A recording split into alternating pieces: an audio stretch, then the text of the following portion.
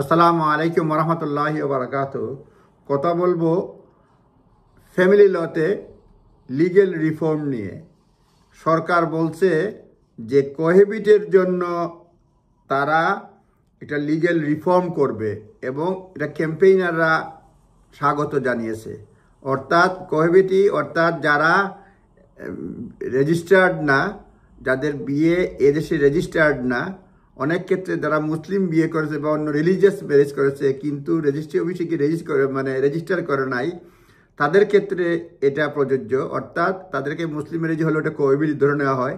কোহেবিটের বিটিদের জন্য নতুন রাইট হওয়ার জন্য সরকার বলছে government pledge last week to launch a programme of ambitious reform for unmarried couple will be welcomed by campaigners for the rights of cohabitants who have been banging that drum for decades. যারা বছরের পর বছর দশক ধরে এই মানে তারা campaign চালাচ্ছে যে আনম্যারিড কাপলদের জন্য রাইটটা নিশ্চিত করার জন্য। সরকার বলছে তারা রিফর্ম করছে, এজন্য করতে যাচ্ছে, সেজন্য তাদেরকে স্বাগত জানিয়েছে এই ক্যাম্পেইনাররা।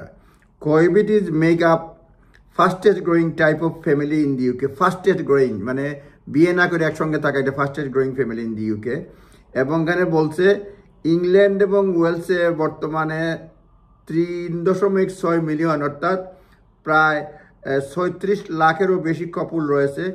3.6 মিলিয়ন তো নিশ্চয়ই 36 লাখ, 10 লক্ষে 1 মিলিয়ন যদি হয় তাহলে 6 আর 0.6 হচ্ছে গিয়ে আরও 6, অর্থাৎ 36 লাখের মতো কাপল রয়েছে ইন দি ইউকে, যারা ইংল্যান্ড অ্যান্ড ওয়েলস, ইউকেতে নাই, তারা হচ্ছে cohabitee. But they have few legal rights in the event of relationship breakdown in the death of partner than those marriage or civil partnership. কিন্তু তাদের যারা বিয়ে করছে তাদের তুলনায় তাদের রাইট বা অধিকার খুবই কম। The British social attitude survey in 2019 showed that 46% of people in England Wales mistakenly believe that unmarried couple who live longer have a common law marriage. অনেকেই মনে করে 46% মনে করে তাদের কমন ল রাইট আছে, আসলে কোনো রাইটই তাদের জন্য নাই, অনেক কম। এবং তারা কম্পেইনার্স বলছে lack of right rights of cohabiting couples, the widespread might common law marriage have lived millions of people, often women, facing financial hardship, injustice when relationship breakdown. অর্থাৎ রিলেশনশিপ ব্রেকডাউন হলে পরে তারা ফাইন্যান্সিয়াল হার্ডশিপ ফেস করে, injustice face করে। এই যে মানে যারা আনম্যারিড কাপল বিয়ে রেজিস্ট্রি করে নাই বা সিভিল পার্টনারশিপ করে নাই, এখানে কয়েকটা বিষয় রয়েছে। এই যে তাদের রাইট দেওয়ার জন্য ডিবেট চলছে বছরের পর বছর, ডিকেডের পর ডিকেডস। In 1984, the Court of Appeal exposed the unfairness of law and suggested it is a matter of for a parliament. Debate করছে 1984 সালে কোর্ট অফ অ্যাপিল এক্সপোজ করছে এটা হচ্ছে আনফেয়ার, মানে বিয়ে করলো না দেখে যে রাইট নাই, এটা হলো আনফেয়ার। বলছে পার্লামেন্ট এই ব্যাপারে কথাবার্তা সাজেস্ট করতে পারে কি করা যায় না হওয়া যায়, এটা পার্লামেন্টের জন্য এটা বলছে, it is matter for parliament. In the case of Valerie and Patrick Barnes live as man and wife for 19 years. একটা কাপল ভ্যালেরি অ্যান্ড প্যাট্রিক, তারা 19 বছর একসঙ্গে বসবাস করছে, বাট নেভার ম্যারিড, কিন্তু তারা কোনো বিয়ে করে নাই।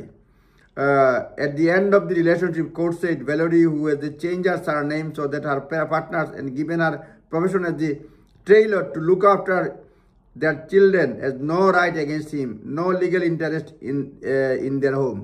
মানে 19 বছর সংসার করার পরেও, সারনেম এগুলো ইউজ করার পরেও কোনো ধরনের রাইট হয় নাই এগেনস্ট হিম, এবং কোনো বাড়িতে কোনো ইন্টারেস্ট নাই। এটা মানে ওরা বলছে এটা আসলে আনফেয়ার হচ্ছে। মোর রিসেন্টলি লাস্ট মান্থ জ্যোতি গনুয়া এবং অ্যান্ড্রু বাইলস, তারা দুই bereaved partner filed a claim at the European Court of Human Rights challenging the discriminatory challenge করছে এই ডিসক্রিমিনেশনটাকে, UK laws and denied them widow parents allowance.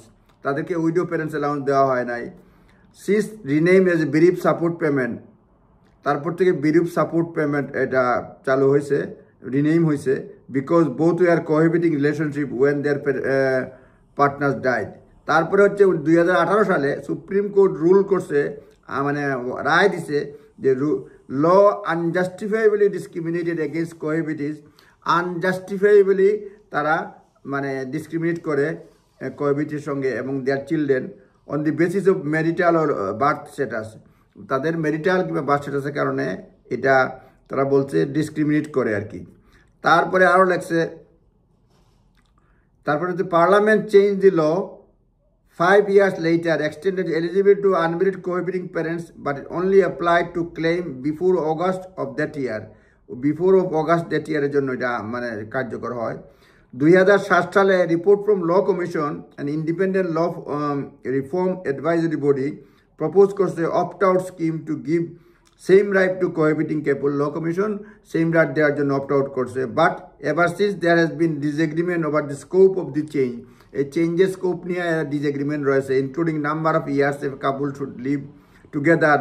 এবং তারা বলছে অপ্ট আউট করলে মানে এটা করার জন্য বলছে, কিন্তু কত বছর থাকতে হবে কোহাবিটিং রাইট থাকার জন্য, 1 বছর 2 বছর না 20 বছর, হোয়াট ডিগ্রি রিলেশনশিপটা কী ডিগ্রি থাকতে হবে। For example sibling or flatmate should be excluded, sibling ও ফ্ল্যাটমেট এক্সক্লুড করতে হবে।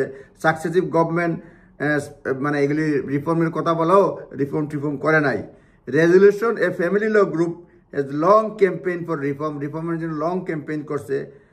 Grammy Fraser, chair of the cohabitation committee, argued that change to the outdated law has not kept up with the reality of modern families, long overdue। মানে এই modern ফ্যামিলির যে সিস্টেমটা চালু হয়েছে এটা লং ওভারডিউ, এটা চেঞ্জ করা।